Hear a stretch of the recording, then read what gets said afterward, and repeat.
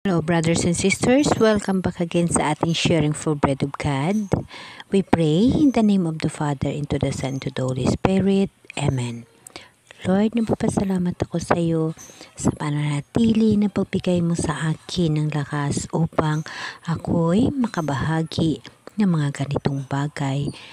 Ako'y napapasalamat sa iyo sa pagbigay mo sa akin ng pag-uunawa sa iyong mga nakasulat na aking pinanaliksik at aking naunawaan.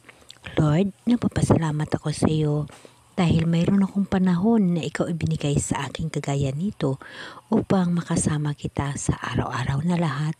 Lord, maraming salamat. Amen. Okay, brothers and sisters, today isi-share ko sa inyo yung pahayag 3 chapter 3 verse 1. Ito yung ang sulat sa iglesia sa Sardis. Ito yung pang-ilan na tayo, pang-ilang espiritu ito na mga biyaya na mula sa Diyos. 1, 2, 3, 4, pang-limang espiritu ho tayo. Tuloy-tuloy ho ito sa mga video natin. Ito yung espiritu ng Diyos, yung 7 espiritu ng Diyos na ipinababahagi niya sa 7 iglesia. Ito yung Efeso, Smyrna, Pergamo, Tiatira, at ngayon nasa Sardis na tayo. Kung babasahin ninyo itong nakasulat dito sa scripture na ito, ito yung mga pangako ng mahal na Diyos na ating matatanggap pag tayo ay magtagumpay. No? Lagi nating tatandaan na si Jesus Christ nagtagumpay sa kanyang mission dito sa mundo. At kahit siya ay namatay sa cross, napalaya naman tayo sa ating mga kasalanan. So ganun din ho tayo. Kailangan tayong magtagumpay upang makalaya tayo sa kasakiman ng mundong makasalanan, at makamtan natin ang buhay na walang hanggan na pinapangako ng mahal na Diyos, dahil yung ating buhay ay hiram lamang at mayroon tayong buhay na walang hanggan na inilaan ng mahal na Diyos para sa mga taong magtatagumpay at umaasa sa kanyang pagbabalik. Dahil ang ating Diyos, Diyos noon, Diyos ngayon, at Diyos na darating. At ang kasulatan sa Biblia ay walang hanggan. At tayong mga tao, mayroon tayong buhay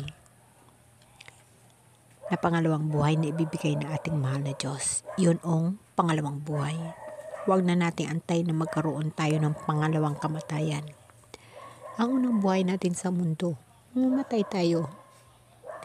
Ngunit mayroon tayong buhay na pangalawa na kung saan kasama natin ang mahal na Diyos. Alam niyo, brothers and sisters, sa akin bilang tawhanon na tao, ang kamatayan,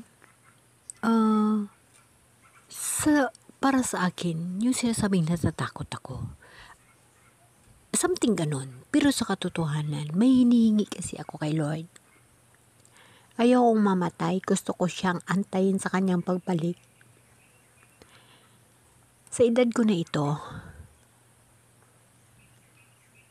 nangangarap ako na aantayin kong pagbabalik ng mahal na Diyos, at ako'y umaasa na ako ay makasaksi sa kanyang pagbabalik. Gusto kong makasaksi sa kanyang pagbabalik. Kagaya nung unang panahon ni Jesus Christ, sa inapakatao, sumama sa mga tao. Yun din ang pinapangarap ko. Sa ngayon, kasama natin siya sa pamaraan ng Espiritu Santo sa Diyos na buhay na kasama natin siya. Pero nangangarap ako na salubungin ang Diyos na Ama, na siya yung babalik sa pamaraan ni Jesus Christ. Tao lamang tayo, nangangarap kung ano-anong pinapangarap natin sa buhay. Pero para sa akin, ang pinapangarap ko ay salubungin ng mahal na Diyos. Yun ang aking pangarap. Okay, pagpatuloy natin, brothers and sisters. Basahin natin, ha? Ito sa isa pahayag, chapter 3 verse 1, isulat mo sa anghel ng iglesia sa Sardis. Ito ang sinasabi na may. Akala ko umulan, guys. Okay, pagpatuloy natin. Isulat mo sa anghel ng iglesia. Isulat mo sa anghel ng iglesia sa Sardis. Ito ang sinasabi na may 7 espiritu ng Diyos at may 7 bituin. Nalalaman ko ang ginagawa mo. Ipinalalagay kang buhay, ngunit ang totoo, ikaw ay patay. So guys, ang ibig sabihin nito, tayo ay buhay. Buhay ho tayo. Sa mundong ibabaw na ito, tayo ay buhay. Ngunit patay ho tayo sa espiritual na buhay. No? Pagpatuloy natin.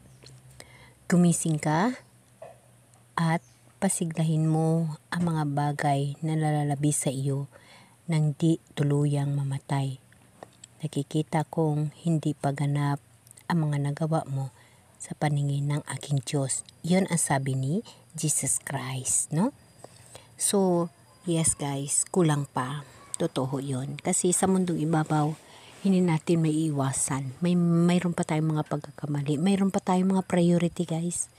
Mayroon pa ho tayong mga priority.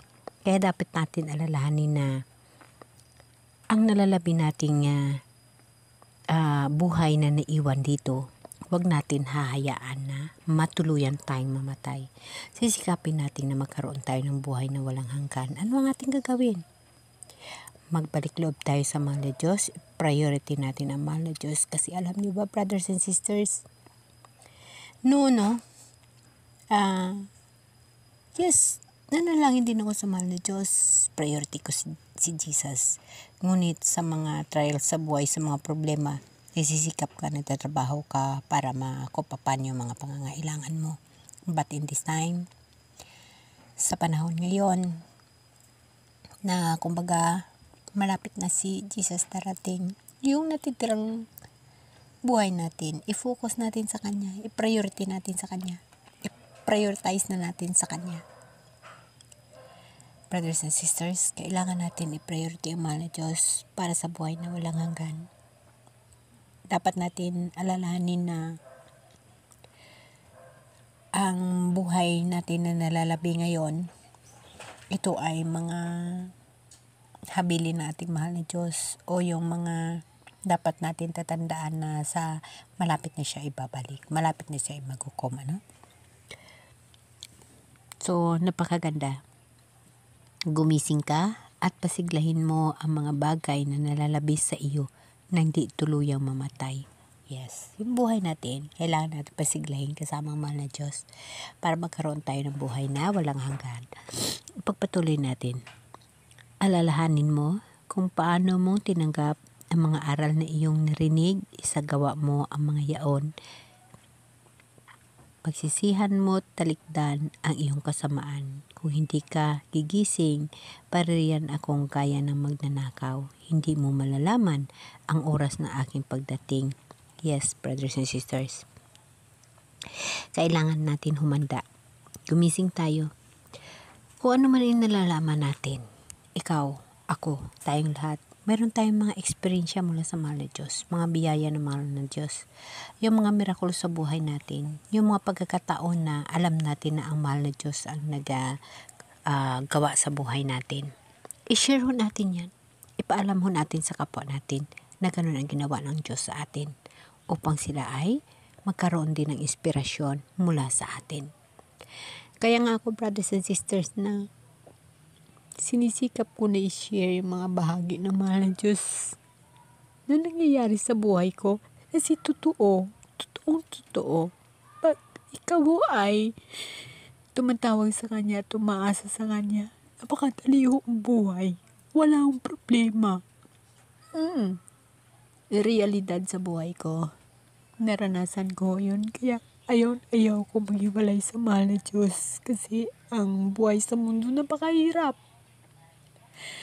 Puno ng kasakit, puno ng hirap.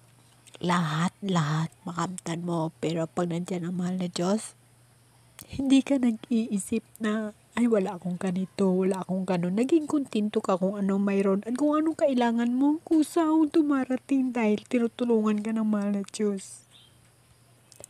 Kaya para sa akin, ang nalalabi kong buhay bago dumating ang mahal na Diyos, isi-share ko lahat na mga nangyayari sa buhay ko, yung lahat na napaka-imposible, ngunit nangyayari.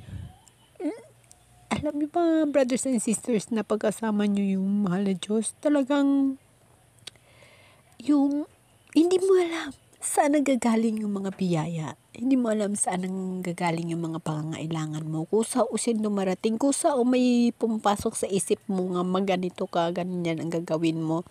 Kasi ang bilis magbigay ng mahal na Diyos. Amen? Amen. Ipagpatuloy natin.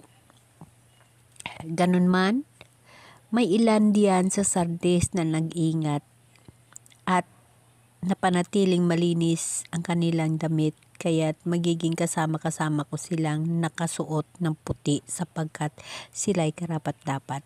Yes, alalahanin natin lagi, brothers and sisters, na ang mga tao sa mundo, hindi lahat ho masama. Mayroong mga tao na talagang ang buhay ay Diyos. Totoo ho yun. Kaya nga, sa nanampalataya sa mahal na Diyos, alam niyo ho yun, na ang pagmamahal ng Diyos na sa atin. Dahil ang tao sa mundo, hindi lahat ho makasalanan. Mayroong kagaya natin ho na umaasa at natitiwala sa mahal na Diyos. No? Pagpatuloy natin. Ganun man, mag-ingat at panatilihing malinis ang kanilang damit, kaya't magiging kasama-kasama ko silang nakasuot ng puti. Alam niyo ba, brothers and sisters, na ang pagsusuot ng damit na puti ay ito ho yung sa mga previous ko na video nagkaroon ako ng vision nito. Pero this is not the topic, no. Ang topic ngayon is kung ano ang ipinagkaloob ng panglimang espiritu sa atin sa magtatagumpay. Ano?